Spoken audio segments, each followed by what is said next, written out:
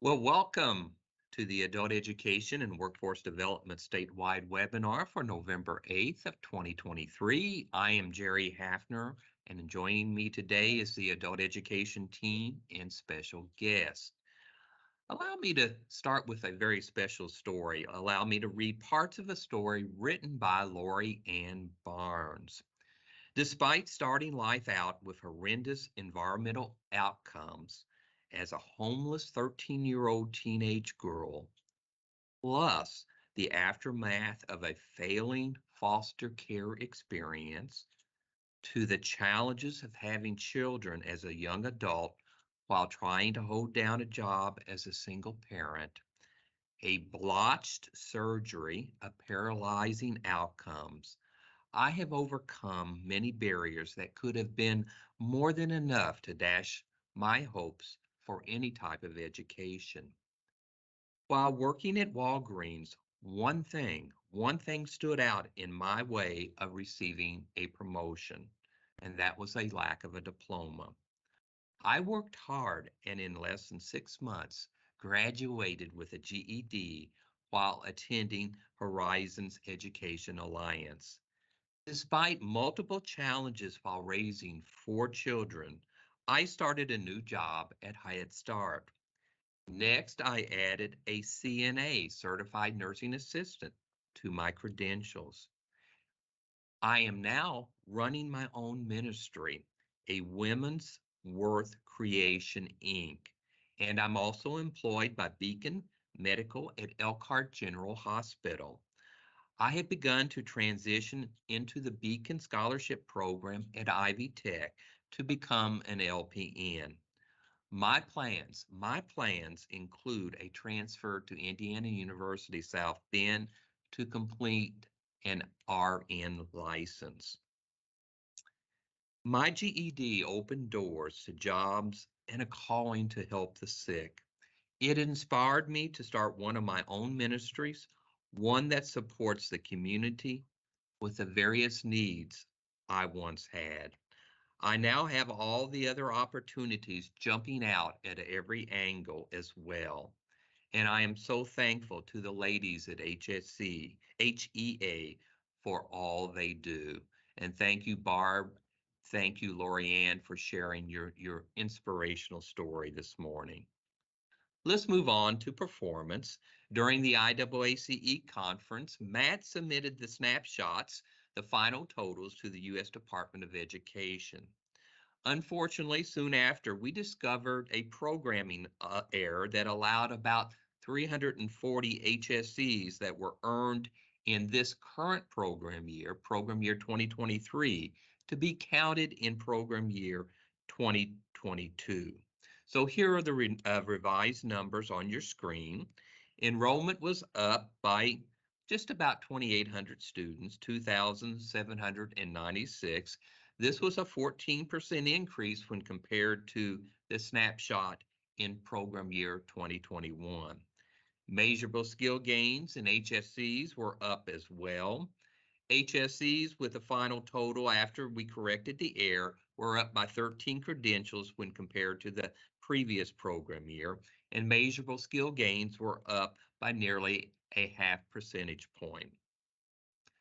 Meanwhile, for program year 2023, enrollment is really up. Enrollment is up by 1,811 students. This is nearly an 18% increase when compared to the same time a year ago. Measurable skill gains are down just ever so slightly in HSCs. Look at the HSCs. They're up by over 250 at 268. So turning to JAG and Youth Adult Services, Bart is here with updates. Hey, Bart. Hey, Jerry, thanks for letting me give some youth updates. Next slide. Alrighty, so on October 26th, the Regions Foundation announced a $30,000 grant to JAG Indiana. The the grant will go towards a leadership development conference event for students here in this upcoming school year, which has never happened before. As it gets closer to that, if you want any information about that, please just reach out. It also will go towards helping students with their state career development conference stipends when they win in March. And there's a link there to look at the press release, but certainly appreciative to them. These are some opportunities that JAG students have never had. It also will allow us to send a couple JAG students to the National Student Leadership Academy in Washington, D.C. So we're really appreciative for this grant, and this is a first time ever type of thing. So if you want to be involved in any of that in any way, again, just reach out. Next slide. All right, so we're in that time of the year where we start looking at the career development conferences across the state. We've always had wonderful partnerships with adult ed across all of our regions. So if you are interested and able in partnering with one of the regions for the JAG career development conferences, either as a judge or just you want to come by and see the students and meet them, or just want to be there to cheer them on, here is where we have our dates and locations for all of our regions. Still waiting Region 3, but we think it's going to be at Ivy Tech in Marion. And then Region 4 is at Ivy Tech Lafayette, but we don't have a date necessarily for it yet. So if you're interested in helping out in any way or partnering in any way or just being there and attending, please reach out and I'll get you the JAG contact for your region that will be able to help set that up. Next slide. All right, and closing out with some other youth notes. JAG National will be rolling out a new website, lots of JAG stuff this time around. We're rolling out a new website and logo and rebranding in the spring of 2024. So you'll see some of our logoing and branding change, not too much at the Indiana level because I actually chose a logo that allows us to keep our stuff for the most part, but be on the lookout for some of that. The big update is that we're filling 4 new state JAG team positions, and there's right now, and then there's one on the way. We have 3 field support managers, so these will be folks that are state staff that are working with our JAG expansion. There'll be kind of a region 1, 2, 3, 4, 7, 5, 12, 6, and then 8, 9, 10, 11. And those will be state staff that are kind of boots on the ground on the day-to-day with all the JAG programs in those areas. So if you have a youth question or you need someone from a state perspective, kind of in the real time, and you're not in the Indy area necessarily, these folks will be the people to do it. We're interviewing this week, like I said, and we plan to have it filled by Thanksgiving. There's also another training coordinator coming who will work under Christine Schaefer on our team. This person will help train all of our new staff as we have so many of them with not only turnover, but with the JAG expansion. So we look forward to introducing all those folks when they come on board. We'll also, in the future, by the end of the year, be looking at hiring an employment engagement manager. So this will be someone that's really charged with being a custodian for our employer engagement across the state that we already have, and certainly bringing on new partners as well. So keep an eye on the Work for Indiana site to see those positions and more. And again, let me know if you have any questions. As far as JAG expansion goes, just it's continuing on. If you want to see some of the new schools that are coming on board, see if there's one in your area, please follow along on our social media. We post them once the MOUs are signed and they're passed through the school board. So you might hear of some programs that are coming on board, but until the MOUs are signed or anything like that, we don't really put it on social. But please check out all that to see those new schools. And then the youth team will also be part of the group that's next week on reviewing the education-related industry certification, industry recognized credentials. So maybe there's some adult ed folks in there, don't know, but certainly reach out again with any youth needs. And thanks again, Jerry, and team for allowing me to give some updates. As always, Bart, thank you very much. We always appreciate your report. Up next, we have a very special guest with us. He is Victor Lewis. He's a client success manager, and he's here today to talk about translation services, especially for adult education students. Welcome, Victor.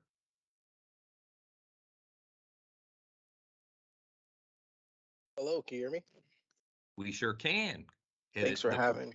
You bet. The Do floor you is have my all yours. do you Go have my right ahead. slides on there? Yep. Perfect. Do you mind going to the next slide for me? All right. My name is Victor. I'm the Client Success Manager on behalf of the state of Indiana, part of which we're contracted to provide the state over the phone interpretation services.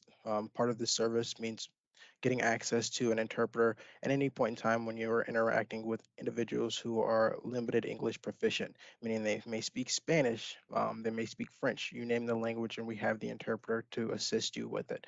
We service over 350 languages as part of that, you'll be able to get access and on-demand connection speeds within about 10 to 12 seconds for Spanish and about 20 to 30 seconds for all of those other 349 languages. Do you mind going to the next slide for me? So what this looks like is Propio provides instruction materials as well as guides to allow you to navigate and have easier conversations with those who are limited English proficient. This is going to come in the materials of Frontier language posters. As you can see here on the right, you've got the ability to help someone navigate or choose a language that they're speaking. You also have the ability to hold materials within a pocket space or even on a lanyard with all of your account information. And this is going to provide you with, say, a phone number that you'll be able to dial at any point in time whenever you're recognizing that you need an interpreter to get connected with, say, Spanish or any of those other languages that may be needed for the conversation. Going to the next slide for me, please. All right, and that covers it for my slideshow there. If you have any questions regarding the interpreter services, please don't hesitate to reach out. Well, thank you very much, Victor. They have your email address, which was on the very first slide, and I'm sure our adult education programs, there you go, right down there at the bottom, they'll reach out to you, and I'm sure we'll have several adult education directors in touch with you. So thank you Thank you. very much, Victor, for joining us today. Moving on, Megan is here with HSE updates. Hello, Megan. Hello, Jerry. Good morning, everyone. Next slide, please. Just a reminder about the exit interviews. We must have those on file for any 16 and 17-year-old that is wanting to take the high school equivalency test. It must be signed by a superintendent of a public school district corporation, not a charter school or a private school. It must be a public school. And what is the difference between the exit interview or exit and withdrawal? Exit means a school student is no longer enrolled K through 12, and withdrawal means they can enroll in another school in the K through 12 students. And this is also including homeschool students as well. Next slide, please. Translation services. Victor just was so kindly to explain to us what he does, but I am the one that's supposed to arrange these services with the state, with your program. So please let me know if you are needing to arrange these kind of services. And in that way, we also will pay the invoice on your behalf. But if we don't know what students are utilizing this service or what programs are utilizing this service, it is very difficult to figure out if it's a adult ed student or not. So please make for sure that you go through me for these services. Next slide, please. So GED summary. I know that we have some testing centers that are just now up and running with GED, but this is from January 1st to October 30th. We've had 672 test takers and 2,252 tests were given a GED, and there were 2,849 GED practice tests or GED ready tests that were given. Out of those tests that were given the GED, the actual test, 24% scored a college or readiness scores, while 8% scored were college ready or potential college credit. And the reason why we say potential college credit is because it's up to the college on whether or not they're going to accept that credit for a class or not. It's not a seat decision that's at the university or college level decision. We had 112 students that passed one test on the first time. We've had 67 passed two tests on the first time. And we have 71 students that have passed 3 tests on the first time. And then 326 tests that passed all 4 tests the first time. So the current first time testers were 269. Next slide, please. Here's the math for the actual GED test for the math.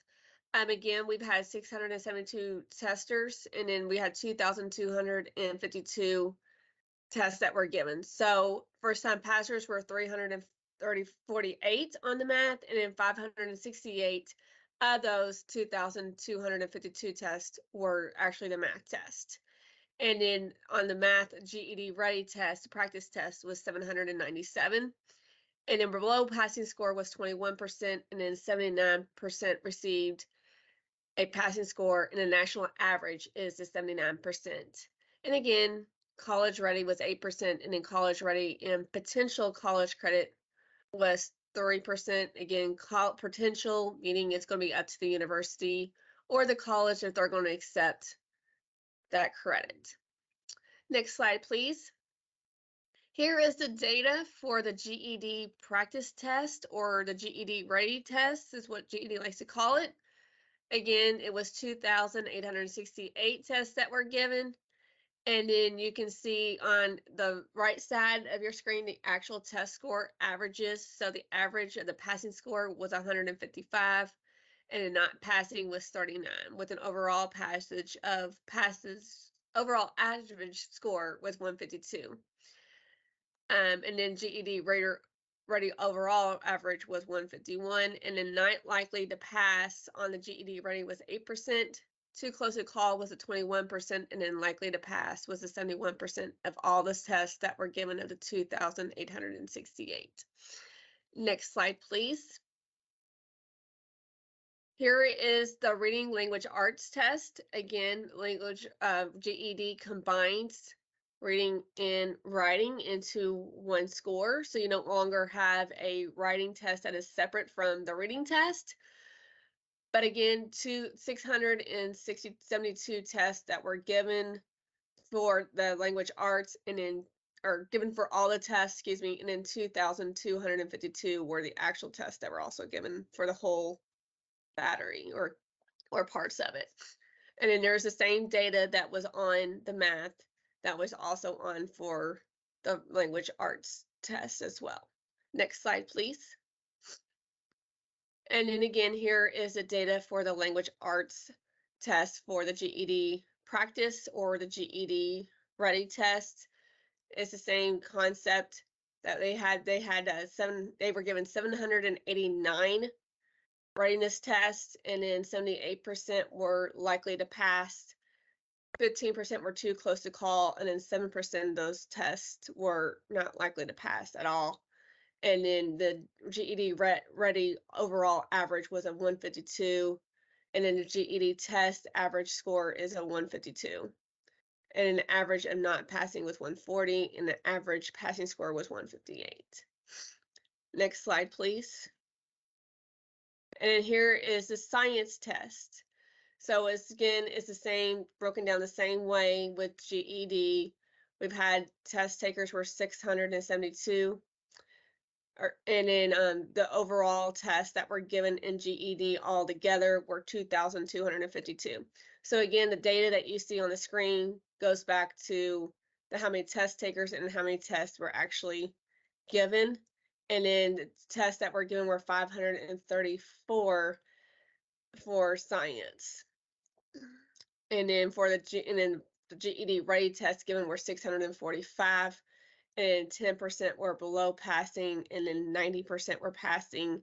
The average passing rate for science is 90%. So we're right there on an error rate test at the national average, and in college ready was 17%, and then college ready and potential credit for a college was 1%. Next slide, please.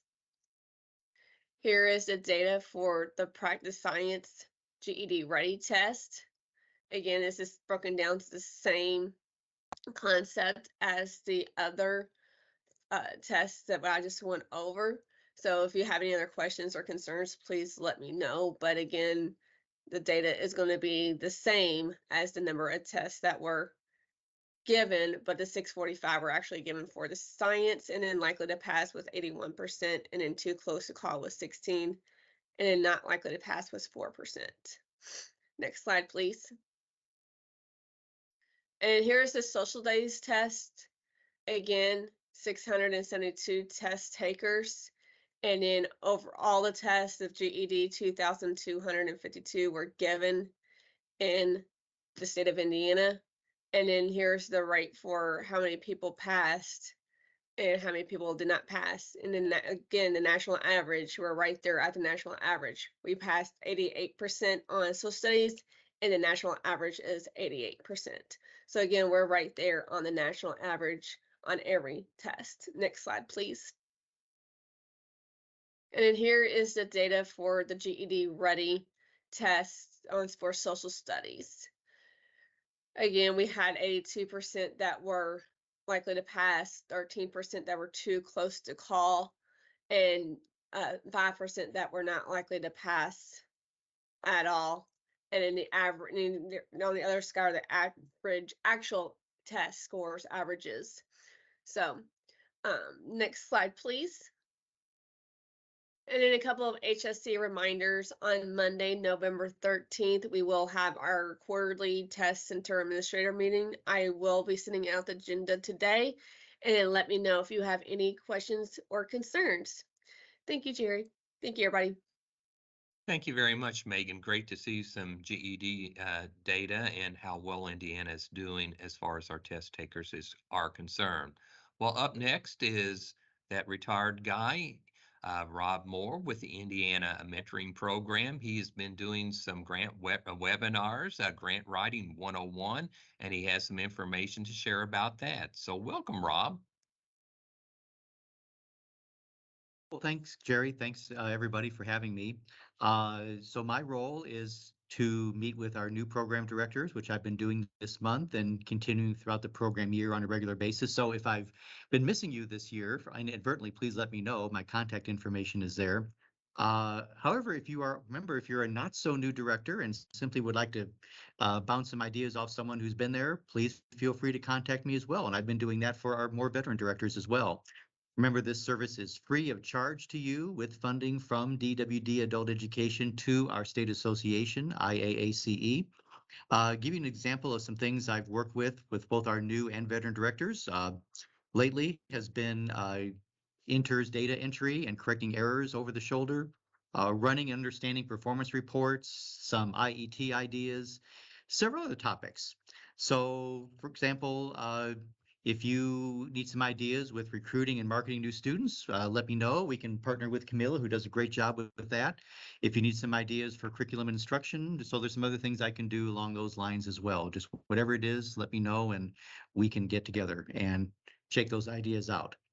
In addition, there's a November issue of Monthly Minders for New Administrators that was emailed to our new directors on November 1st, but it is available to everyone on the IAAC website. Go to IAAC website and it's under About and then Mentoring. You'll see past issues as well as the current issue there.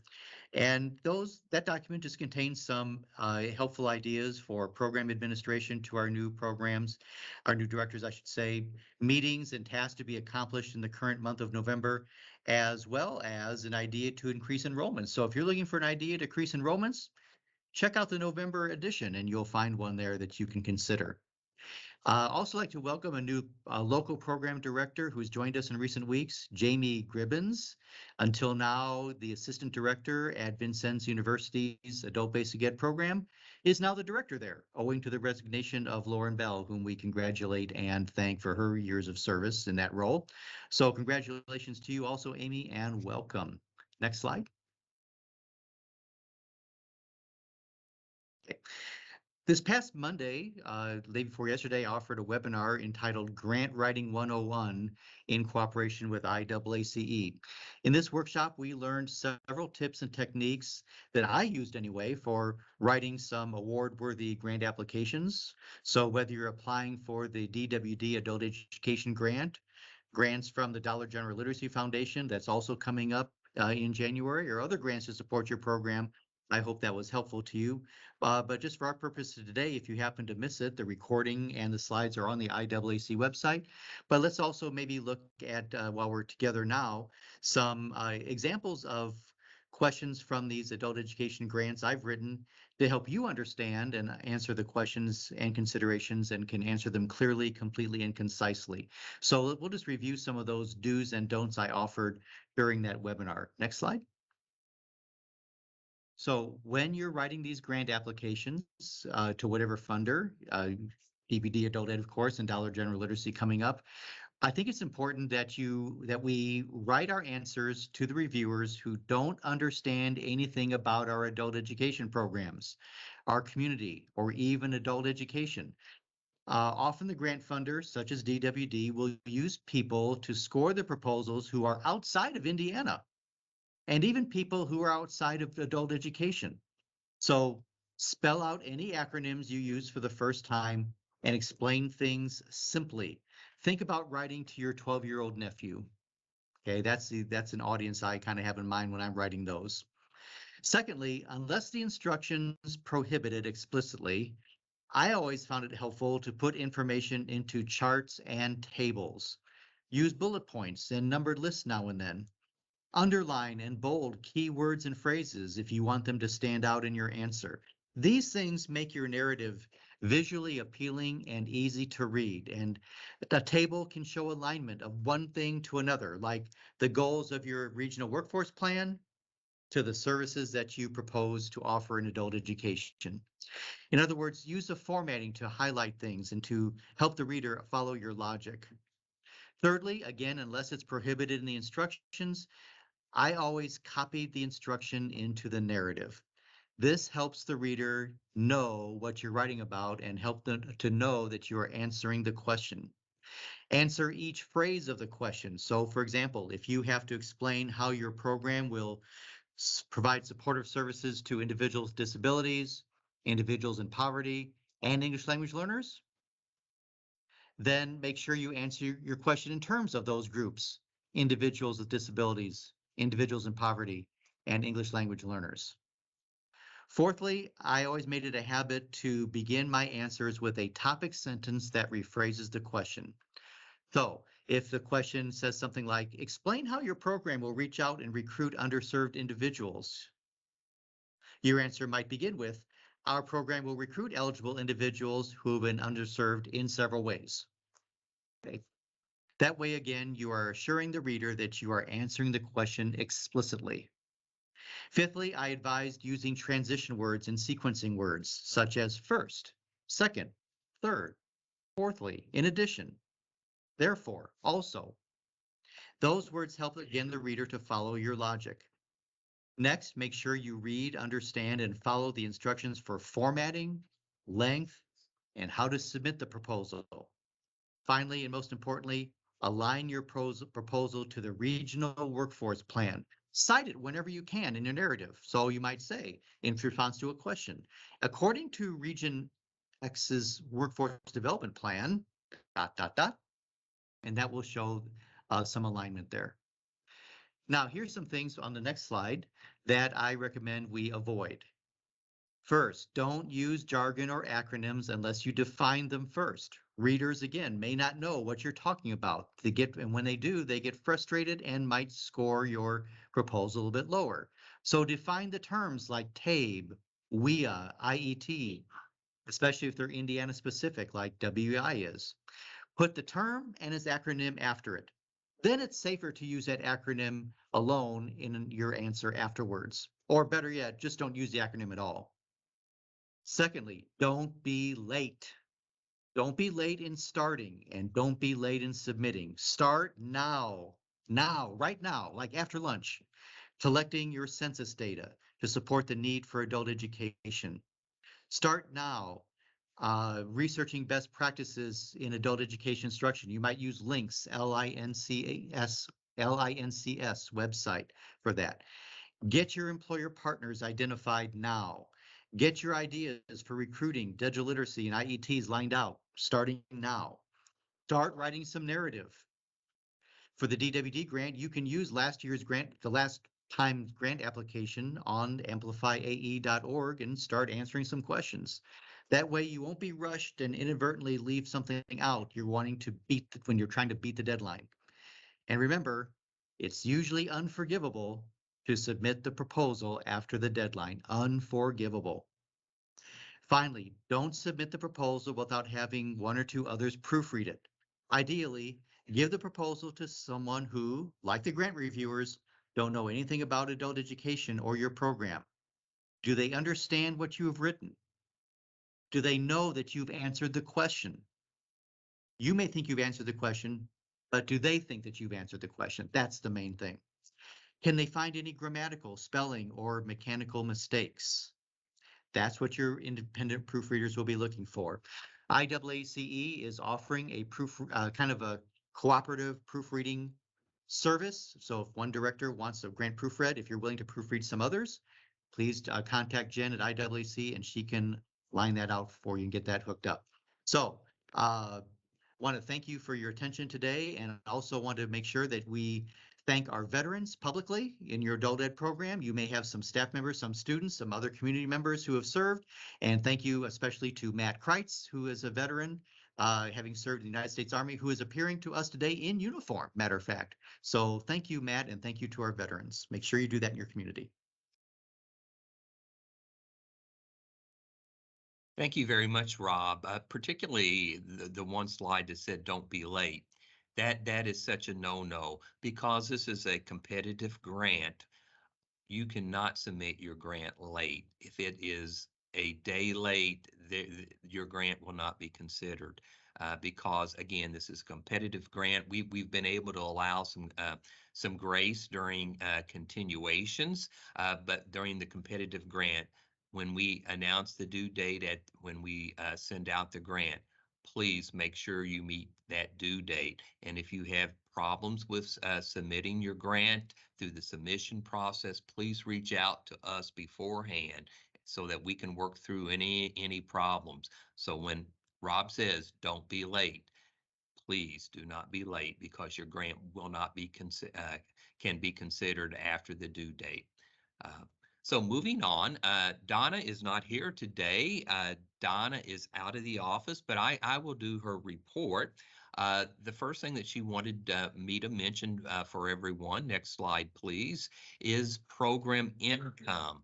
Program income, this is any fees must be necessary, reasonable, and not impose a barrier to the participation of disadvantaged persons that the program was designed to serve. And fees that are permissible include textbook rental and purchase fees, refundable deposits for books and materials used for outside review outside of the classroom, and perhaps for childcare. HSV fees do not count as program income.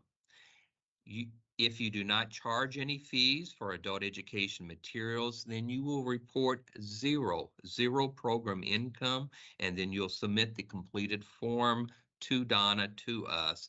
And most of our providers in the adult education program throughout Indiana report no program income. And all income from fees, that if you do charge fees, all income from fees must be reinvested, put back into your adult education program during the same program year. And all this is information coming from our friends from the U.S. Department of Education that we as a state must tell you as programs to comply with. Next slide.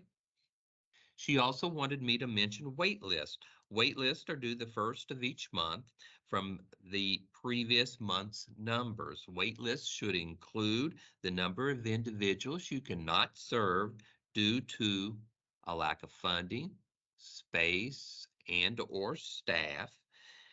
Wait lists should not include individuals signed up and waiting for the next planned class or training session. And remember that these waiting lists allow us, the state office, to demonstrate the current real-time need for adult education throughout the state. So those were the two items that Donna wanted me to mention to you. Camelia is up next with her updates. Welcome, Camelia. Good morning, everyone.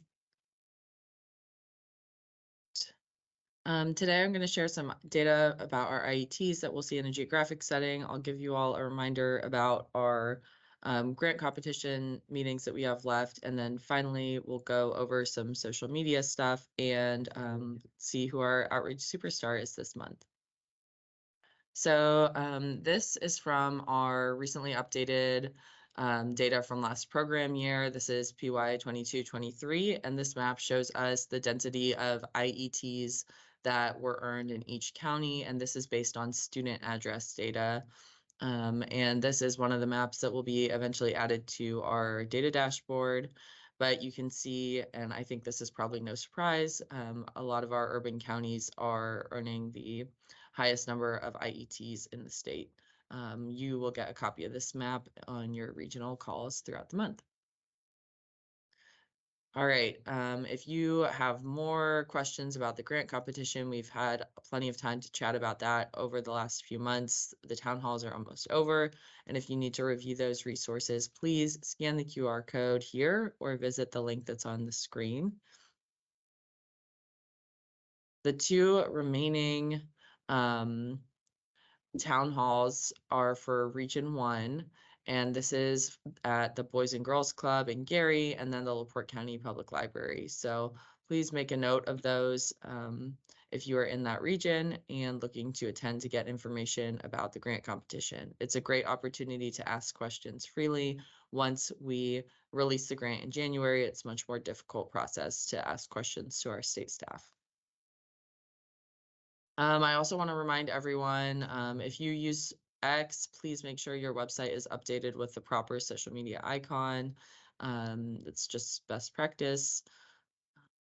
And you can find most likely whatever platform you use, Wix or Weebly likely has the X icon uploaded. Otherwise, you can upload a PNG and do it that way.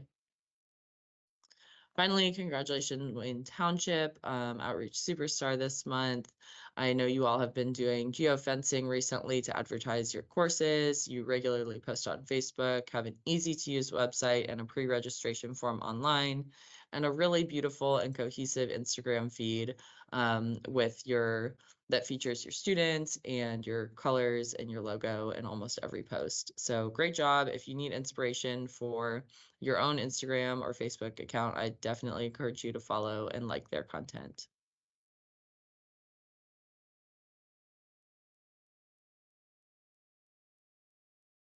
Well, thank you very much, Camelia. Roy is here and he has information about the IET Design Camp. Additional WEI funding opportunities. There's that acronym again that Rob was talking about, and creating in-demand IETs, Integrated Education and Training. I spelled it out there, Roy. So welcome, Roy. Thank you, Jerry. Thank you for spelling it out. Now I can use the acronym like Rob has instructed us. So thank you for advancing that. So the first thing I want to talk about is this upcoming webinar. The American Institutes for Research, AIR, will be hosting a webinar where representatives from the Advanced IET Project, Alexis Cherwika, hopefully I didn't butcher that too bad, from World Education, and Michelle Perry from AIR will share promising IET practices and strategies of specialized models within IET programs to serve learners in a variety of settings. They will emphasize strategies that extend career pathways and align to post-secondary education, along with a preview of practices to support beginning level learners. Program staff from those featured in the briefs will share their experience and insights gained, providing real-world examples and practical knowledge.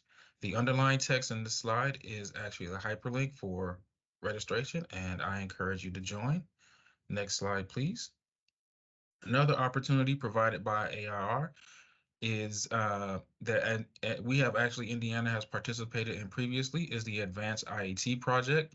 This is being conducted by the AIR in partnership with World Education under contract from the US DOE. The Advanced IET Technical Assistant Project offers the Advanced Design Bootcamp Advanced Design Camp. The ADC, Advanced Design Camp training, is designed to help state leaders and current IET program practitioners improve and grow their IET programming. During the design camp, participating state and local teams will learn strategies such as identifying effective IET instructional strategies and contextualizing approaches, building partnerships to strengthen IET design and alignment with career pathways and college degree programs, and planning for sustainably and scaling of IETs. Next slide, please. The Advanced Design Camp consists of a 1-hour orientation and 3-day-long online synchronous training sessions held over 4 weeks. 5 cohorts of ADCs will be offered in 2024. Each cohort comprises 1 orientation and 3 training sessions that will take place over 4 weeks. All sessions are hosted via Zoom. The orientation webinars will be held between 3 and 4 p.m. Eastern Standard Time, and the training sessions will be held 11 a.m. to 5 p.m. Eastern Standard Time, with the final session ending by 4 p.m. I will be attending all these sessions with you, and I will also fill out the application for us. I encourage programs to notify me right away if you have 1 or 2 people who would like to attend. The training will also have adult education providers from other states and is a great way to learn from others. For Indiana, we would like to have at least 3 providers attend with 1 or 2 staff members present. If you are interested in the IET Design Camp or the IET Strategy webinar, please contact me. Next slide, please. All righty, so really quickly, when submitting your additional WEI funding request, I want to draw your attention to the third consideration. When you discuss the budget and cost, please be sure to detail how you arrived at the funding amount and detail the costs included with the request. The additional WEI fund was originally created to assist adult education providers with creating new WEIs with new employers. So if you're interested in this, please give me an email and we can talk through it. But this is also on the website provided at the bottom. Next slide, please. Now, when you are creating those new WEIs and developing those employer relationships, you want to go in trying to understand the challenges the employer is facing. Seek to understand their challenges and how your services can help the employees help the employer. To that end, when discussing solutions with the employer, you should enlighten them that their participation to address the barriers to student success is how the program will be effective. Understand the employer's training needs first. Then we can figure out how or which method to best track student progress and success. For these, we can use post-testing, we can do high school equivalency, IET certifications, or the progress milestone. Next slide, please. Now, sometimes providers will ask me what IETs or certifications to offer. Now, in general, your IET offering should support in-demand, high-wage jobs.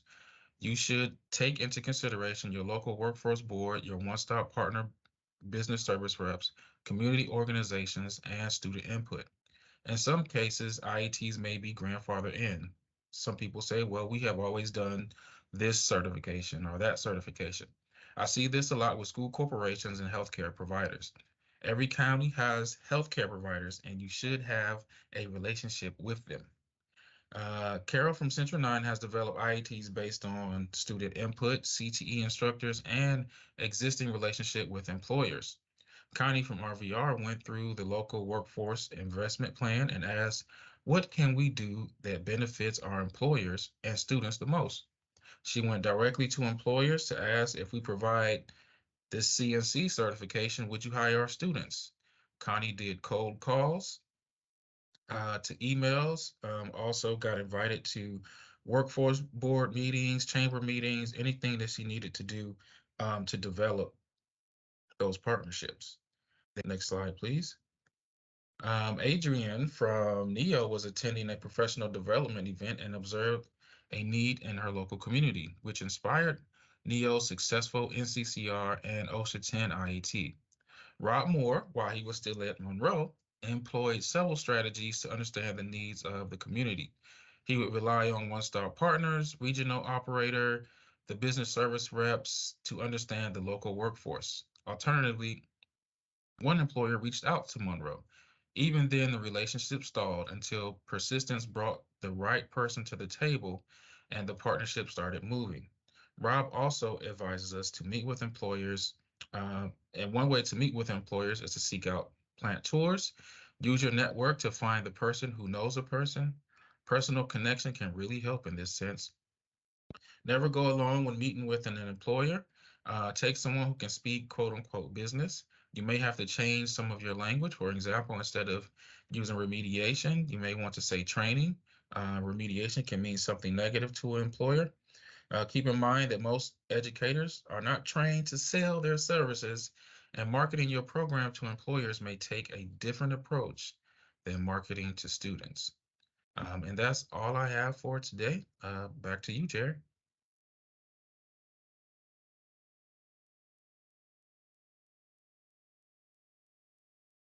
You're still muted, Jerry. Thank you, Roy. Amy is up next. She has several professional development updates, including professional development facilitators, some news for them, particularly in relation to some PD opportunities. So welcome, Amy. Morning, Jerry. Thank you. And thank you everyone again for joining us. Next slide, please. Just a reminder, the list of professional development facilitator meetings is set for this year. The next professional development facilitator meeting is December 1st. It will not fall on the fourth Friday of November, nor the fourth Friday of December due to the holidays coming up. So I combined those into one meeting for a December 1st. It was sort of an in-between. Next slide, please. Octave has partnered with Links to provide some self-paced learning modules. There's a QR code, and then when the slides go out, down at the bottom, you can also click on the link in blue. Because they are self-paced, you can work on them at your own rate and be able to complete them in the manner that best suits your schedule. So please be sure to share those links and the QR code with your staff so that they can work on the self-paced learning modules. And I don't believe they're required to go in order. So if you want one particular session, you can do it first as opposed to going from 1 through 7. So depending on your interest, you could possibly do them in a little bit different order. Next slide, please. The professional development facilitator program development quarterly reports, that's a mouthful. They were due on November 3rd. A success story should have accompanied those quarterly reports. A few programs reached out to me, and one person was submitting the quarterly report and another person was submitting the success story, and so they didn't necessarily come at the same time, and that is fine. That is not a problem. If you have not yet sent in your success story, if you could please do that, that would be very helpful. And then we will continue working, and the next quarterly report will be due March 1st. A success story will be needing to accompany that quarterly report as well. And then again, in the final reflections, which will be May 31st, there will be a success story with that as well. If you have any questions about the quarterly reports, as I'm sending those out, I'm making comments on the sides and sending those back out to programs. So if you have any questions about those comments or concerns, please just let me know. I'm happy to further explain or clarify any statements that I made. For those who sent it in as a PDF, they're highlighted, I believe, on the right-hand side.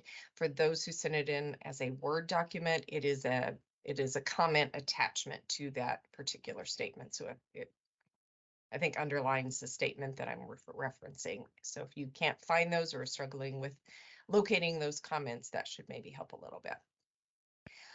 Next slide, please. A few highlights from the quarterly reports. Some programs were kind of early birds, and so I was able to pull a few of the information tidbits out of those quarterly reports to be able to share with you today. And so so these are a few of those updates. Next slide, please. First one is from Central 9 in Greenwood. They are currently already enrolling their IET students for their IETs that are starting in the spring of 2024. They are hosting a preview night open house to help showcase their facility and have the instructors on hand so that the potential students can meet those instructors, find out information about what that IET will entail. It's a good time to get the information about requirements out to those students so that they have time to process that and determine whether that's a good fit for their career needs and whether or not they can fulfill those commitments so that they can make a gain by getting that certificate, and then you can get the gain by them completing that certificate. So giving them time to prepare is a wonderful idea. So great job on the open house, Central 9. Next slide, please. HEA, which is Horizon Education Alliance, they have their low literacy instructors now offering a power hour tutor session with some students that have made some inquiries on needing some extra hands-on assistance to be able to continue moving forward academically.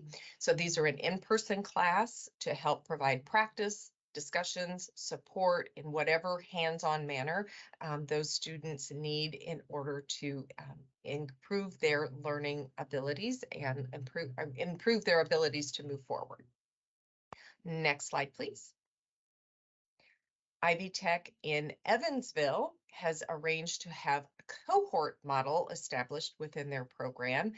This creates a beginning and an end, sort of a beginning portion and a deadline, so that students entering the program can see that within a certain amount of time, they are able to attend class, make some progress, hopefully reach some goals before they move on to their next goal. So what Ivy Tech Evansville has seen as a result of this is an increase in their graduation rate. Students know that within this certain cohort model time, they are able to enroll, make their gains, and move forward. As we all know, most of our students are on a very short time crunch, and they want to get in and get out as quickly as possible. So good job, Evansville, on making those cohorts available to your students. Next slide, please. Park Vermillion on the far west side of the state, they have now started using a daily student contact log. Many of their sites are similar to others in that they aren't all centrally located, that there's classes kind of spread out across the county. It's a very long, narrow space that Park Vermillion serves. And so what they're using their daily student contact log is so that all of the student information is sent directly to the director so that she can analyze and better see which students are receiving enough contact hours, where they need to be nudged along to get some more hours of contact in, also probably for some distance work. And then they are using their Connectable account to help facilitate some of this additional analysis of what students are getting enough contact hours and who needs to be reached in order to prompt them to do some more engagement.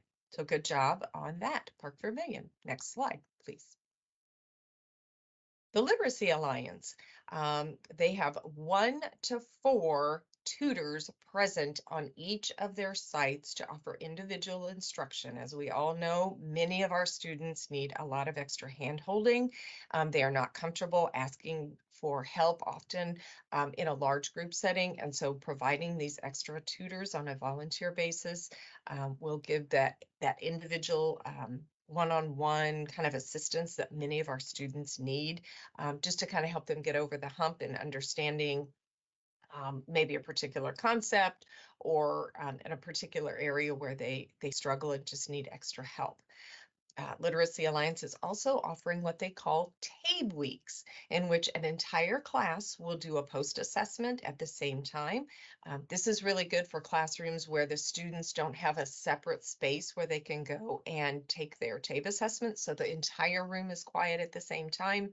So there's not instruction going on in one part of the room while other students are trying to reassess in another part of the room. It also encourages entire class review. Not all students will be assessing in the same levels, but all students need to know those same concepts. Everyone needs to know fractions. Everyone needs to understand decimals. And so a lot of class review can take place prior to these TABE weeks, so that students that haven't maybe worked on a particular concept in the last couple of weeks, they can get a little review on that just to keep it fresh in their mind before they go in and take their assessment. It's also encouraging class camaraderie, which is a really important aspect of adult education, as we all know. Having students that they know in the classroom that are in a similar situation where life has gotten in their way, they need, extra support. Not only are their teachers able to support them, but they can support one another. And so they can work together and congratulate one another when they make gains. And it just makes the class a lot more enjoyable to participate in when they work together. Next slide, please. Vigo County has been requiring their teachers to expect homework from their students. They share this with their students in orientation. So students come into the program knowing that distance learning is going to be a part of their program and part of what is required of them. And so some teachers are finding that students can't really decide what distance learning they want to do or need to do on their own. And so the teachers are creating homework packets that are due every week. So the student, I believe, is given that packet on the first class of that week. And they're told that this amount of work needs to be completed by the last class of the week. And so that the students have a time frame in which they know they're to be working on it, and they know exactly what they need to be working on. So as they're coming into class during the week, if they have questions about it, they have their instructor available to help them. They can work in pairs and partners to kind of get over some of the hard spots, and then continue working at home to make sure that that packet is completed at the end of the week. So they have an opportunity to get answers for their questions, but yet it is a homework packet so that they are working on it outside of the classroom. So good job, Vigo County. Next slide, please. Vincennes University has now built Access Indiana into their orientation process. So they are directly connecting their students to the Work One as a potential support option, so that those students coming into the program that may be hesitant to mention barriers that they have, transportation, childcare, other needs, maybe they need a job in addition to attending adult ed classes, and Work One becoming part of that support system from the beginning should be able to help those students continue in adult ed classes while they are having their other barriers and needs addressed at the same time. So good job on that, Vincennes. And then they are also seeking out additional grant funds and donations from within their community to help students fund their online testing vouchers for students that might not qualify for the state reimbursement so that the programs can cover those test fees for them. So finding additional options for when you run out of funds, or when you have students that might not fit that criteria, having those extra funds is a wonderful support for your students. So good job on that, Vincennes. And next slide, please. Just a reminder again, the next professional development facilitator meeting is December 1st. All of the meetings are virtual this year. They are all at 10 o'clock, and a day or two before December 1st, I will send out a reminder link so that everyone has the link in their emails in a current email, rather than when I sent it out initially several weeks ago. That is all I have for today, and so thank you for joining us. Jerry, back to you. Thank you very much, Amy, for those professional development updates. Moving on, we have Matt and Anshu here. Look at Matt. Wow, pretty darn impressive. Welcome, Matt and Anshu. Thank you, Jerry. As Jerry mentioned earlier today, there was a little bit of a problem that is pretty much my fault with the state report last year.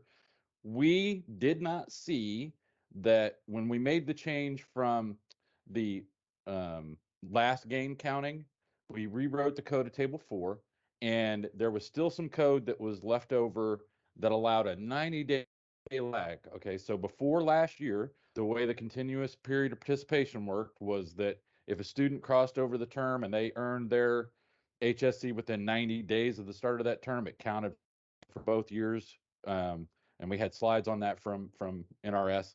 Well, that little piece of code was still left in there, and that's how those 300 HSCs got counted. So it did change our numbers slightly, as Jerry showed. They are all redone.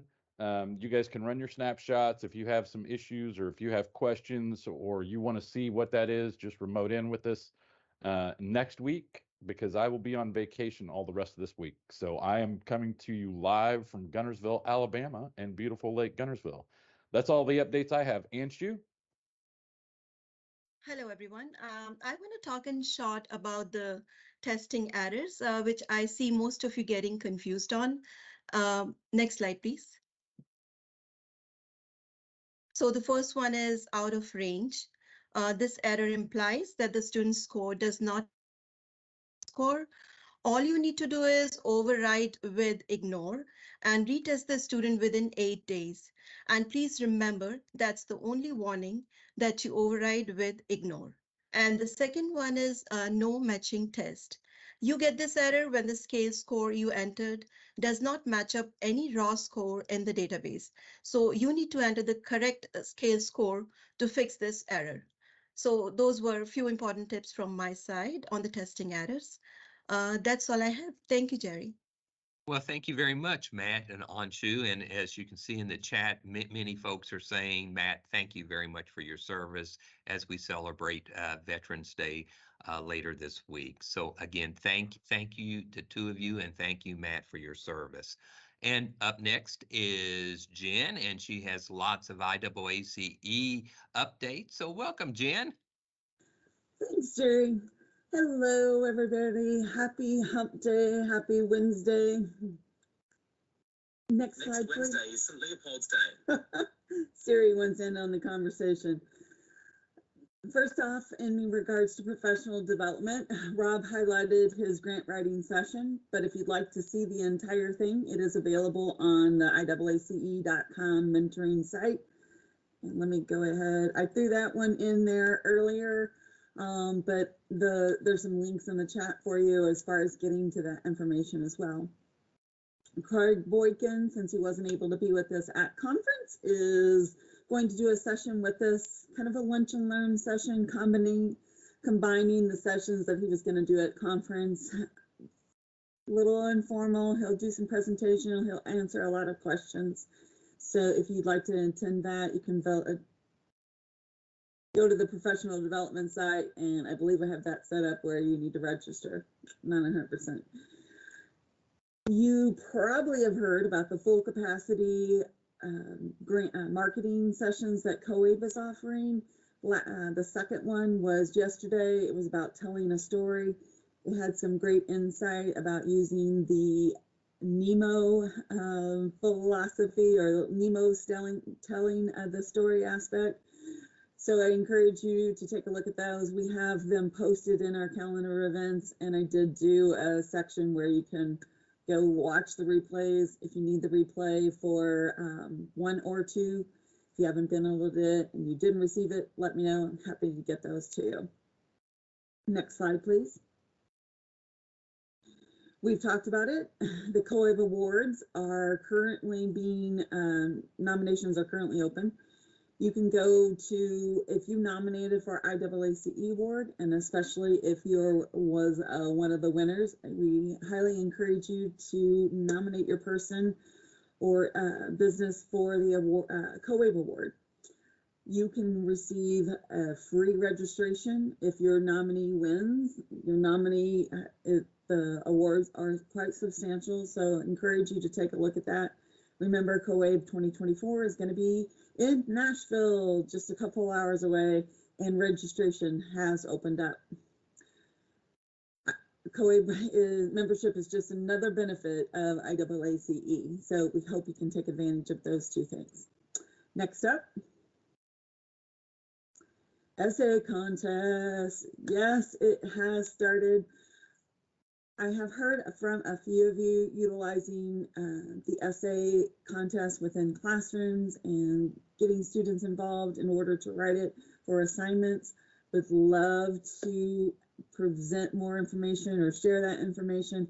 So if you're doing anything in regards to that, please reach out to me so that we can get it on a blog and share it with all of the members across the state. Our students have stories to tell. We know that it is all about marketing. I'm certainly learning a lot from the full capacity marketing sessions that I hope that we can implement.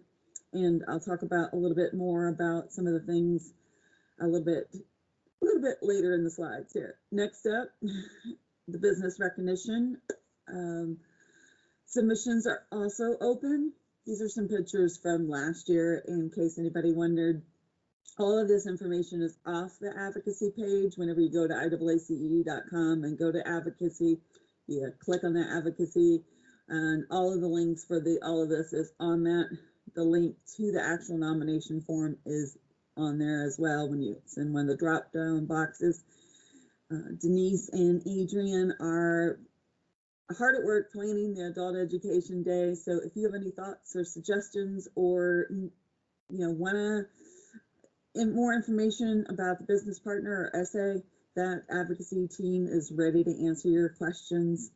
And I just saw a question for, there will be prizes. The board hasn't voted on them yet as far as what they are, so that's why I haven't published it. But yes, there will be prizes. And hopefully we'll get that as part of the stuff as soon as possible. Next up, it is so important that you share your advocacy successes with IAACE so that we can get you more attention and we can share your post and put it on the website, make a possibility for more hits. So share any advocacy successes on the page there that's listed. Your advocacy team, your advocacy committee eagerly awaits hearing about them. So please submit any that you have right after you do them, or if maybe perhaps even before. And then you can submit pictures later. Maybe we can send a board member to attend and be a part of it as well. Next up, like I was mentioning earlier, whenever it comes to the strategic plan, the board is going to be doing a retreat here at the end of this month, and they're asking for your input. We are utilizing a facilitator. Her name is Jane, and she developed some questions for us to ask ahead of time. And those questions are a part of that strategic plan form that is on the website and on the link there.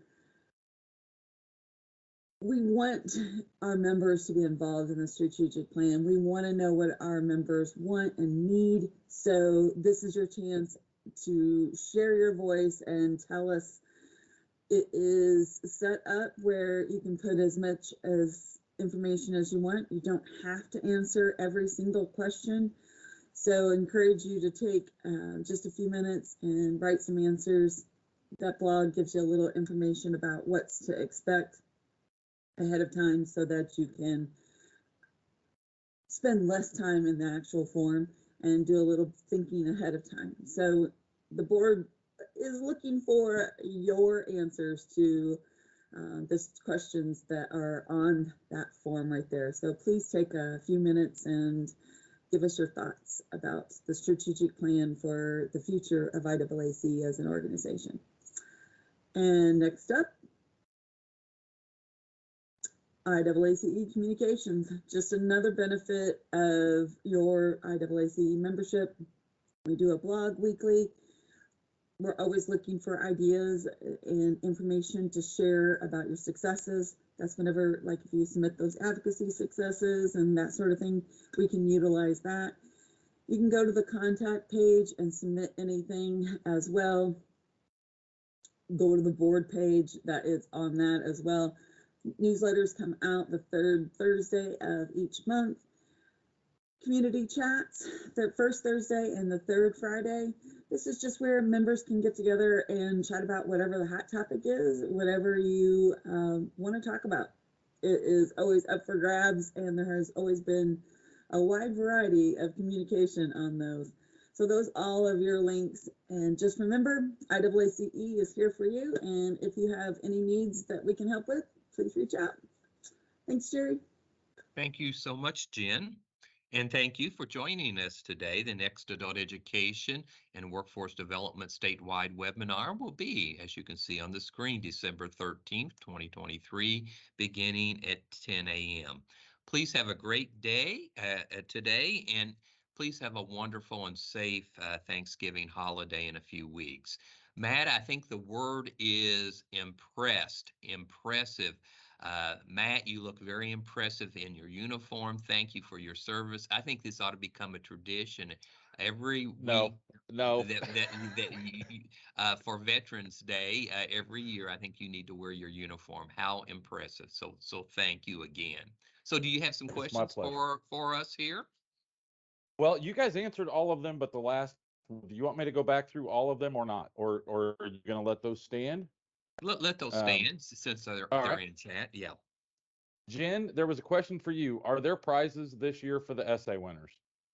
I saw that pop up. Yes, the board will vote on what the prizes are, hopefully in the November meeting, so we'll get it posted before the essay contest totally closes. Okay, so yes, there will be. So that's all there is, Jerry. So thank you all. I appreciate all the comments. I really do. So it's my pleasure. That's all I got. Thank you, Matt. Thank you to everyone. We'll see you next month. Take care now. Bye-bye.